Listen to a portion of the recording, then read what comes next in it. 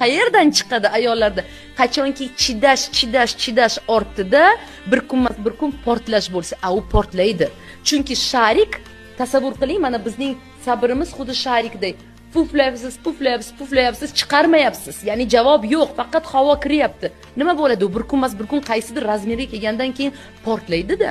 Portlasganda ham normalniy ovoz bilan portlaydi.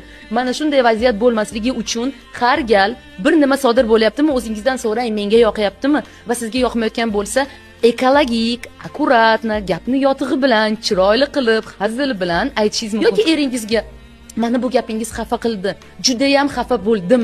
Ya'ni emotsiyani ichkarida yutish yoki uni yo'q deb qabul qilish emas, go'yoki u yo'q. Vso, o'chir ovozingni, sani haqqing yo'q bunaqa emotsiyada yashashga. Balki meni haqqim bor. Xafa bo'lishga, jahlim chiqishiga haqqim bor, lekin bu ekologik bo'lishi kerak. Ya'ni birovning ustidan bosib o'tish hisobida bo'lmasligi kerak, qizlar.